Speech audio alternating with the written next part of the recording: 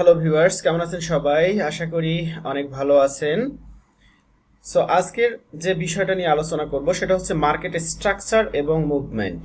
So market structure এবং মুভমেন্টটা কি?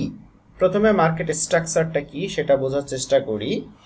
আমরা বাড়ি ঘরের কাঠামো বলতে কি বুঝি?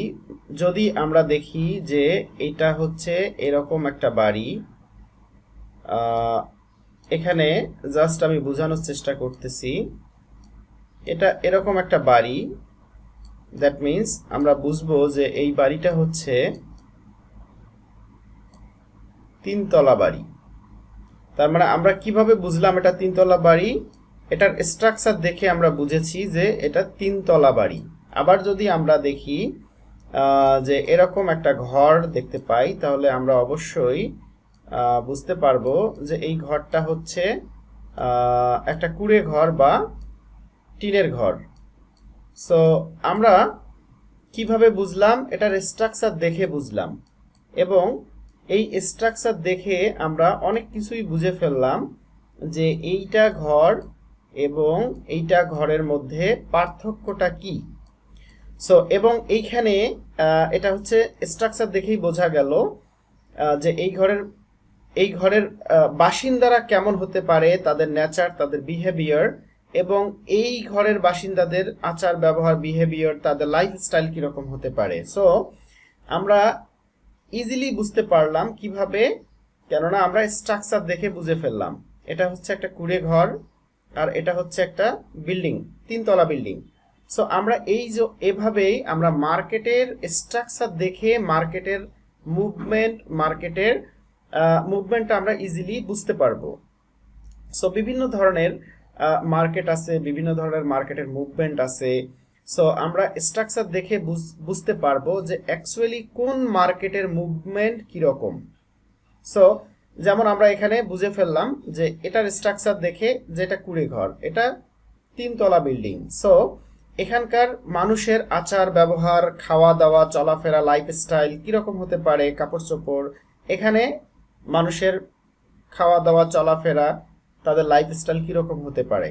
সো তদ্রূপ আমরা মার্কেট দেখেই আমরা বুঝতে পারবো যে এই ধরনের মার্কেটের বিহেভিয়ার কি, তাদের মুভমেন্টটা কিরকম, তাদের চলাফেরাটা কিরকম হতে পারে। যদি আমরা দেখি যে একটা এরিয়ার মধ্যেই মার্কেট এভাবে ঘোরাফেরা করতেছে, তাহলে আমাদেরকে বুঝতে হবে এটা একটা কনসলিডেশন এরিয়া বা এটা একটা রেঞ্জিং এরিয়া। সো এইখানে আমরা এই ধরনের মার্কেটে কি বুঝবো?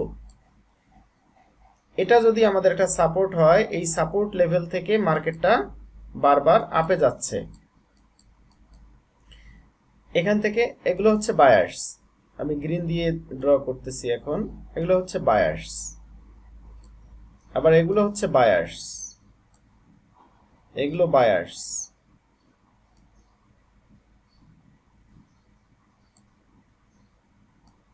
এগুলো হচ্ছে বায়ার্স। সো এবং এগুলো হচ্ছে সেলার্স, এদিকে সেলার্স। কারণ বায়ার্স গ্রিন ক্যান্ডেলগুলো মার্কেটটাকে আপে নিয়ে যায় এবং রেড ক্যান্ডেলগুলো মার্কেটটাকে ডাউনে নিয়ে যায়। জাস্ট আমি প্রথমে ড্র করে দেখাচ্ছি এখানে লাইন চার্টের মতো করে। আমি ক্যান্ডেলস্টিক দিয়ে ড্র করছি না এখন, জাস্ট বোঝার চেষ্টা করেন। এগুলো নিয়ে পরবর্তীতে আরো ডিপলি আলোচনা হবে। জাস্ট আগে এখানে মেইন বেসিকটা ক্লিয়ার করে নেন। এখানে হচ্ছে যে মার্কেটের এই ধরনের মার্কেটের ডাইরেকশন কিরকম হতে পারে, এটাকে বলা হয় sideway market, consolidation area, ranging market, বিভিন্ন নাম আছে, আমরা যে কোনো একটা নামে আমরা ডাকতে পারি।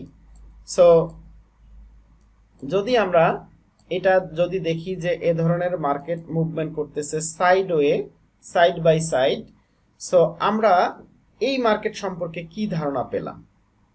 যেমন এখান থেকে আমরা একটা ধারণা পেলাম তাদের লাইফস্টাইল, চলাফেরা, খাওয়া দাওয়া কিরকম হতে পারে। যে এইখানে হচ্ছে সেলার্সরা এখান থেকে এইখানে এন্ট্রি নিয়ে নিচ্ছে, এখান থেকে সেলার্সরা মার্কেটটাকে ডাউনে নিয়ে আসছে, আবার বায়ার্সরা ট্রাই করতেছে মার্কেটটাকে আপে নিয়ে যাওয়ার, আবার সেলার্সরা ট্রাই করতেছে ডাউনে নিয়ে যাওয়ার, আবার আপে নিয়ে যাওয়ার, আপ ডাউন এই ধরনের মার্কেটের মুভমেন্ট। দ্যাট মিনস এই ধরনের সাইডওয়ে মার্কেট বা রেঞ্জিং মার্কেট বা কনসলিডেশন এরিয়াতে আমরা একটা জিনিসই বুঝবো যে এখানে দুইটা পার্টি, একটা পার্টি হচ্ছে বায়ার্স পার্টি, একটা পার্টি হচ্ছে সেলার্স পার্টি। সো বায়ার্স এবং সেলার্স এখানে ইকুয়ালি পাওয়ারফুল, এজন্য আমরা এই ধরনের একটা রেঞ্জিং মার্কেট আমরা এখানে পেলাম। এবং এই রেঞ্জিং মার্কেটটাকে সাইড বাই সাইড আপে নিয়ে যাচ্ছে, ডাউনে নিয়ে যাচ্ছে, আপ ডাউন, এভাবে মার্কেটটাকে সাইড বাই সাইড পরিচালিত হচ্ছে মার্কেটটা। দ্যাট মিনস বায়ার্স এবং সেলার্সরা সমানভাবে শক্তিশালী। বায়ার্সরাও এই এরিয়াটাকে ব্রেক করতে পারতেছে না, মার্কেটটাকে আপে নিতে পারছে না, সেলার্সরাও এই এরিয়াটাকে ব্রেকআউট দিয়ে নিচে নিয়ে যেতে পারছে না।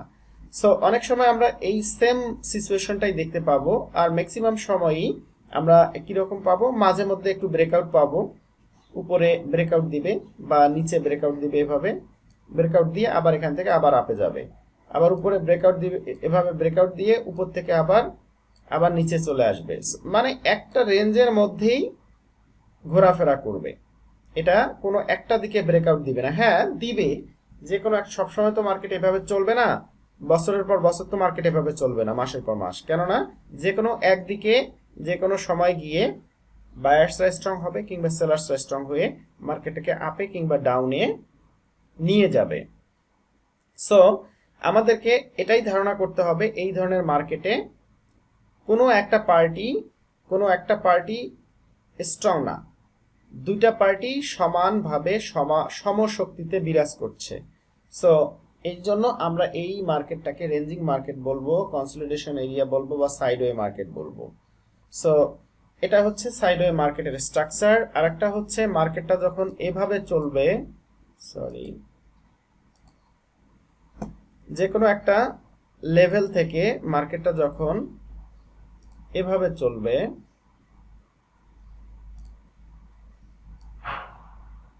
আপের দিকে যাবে,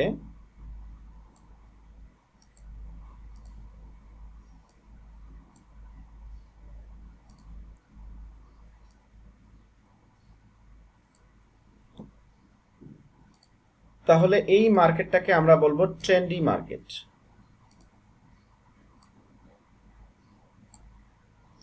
আবার কোনো সময় আমরা এভাবে দেখব মার্কেটে এভাবে চলাফেরা করছে, এসব হচ্ছে মার্কেটের স্ট্রাকচার, এবং আমরা এভাবে মার্কেটটা চলাফেরা করছে।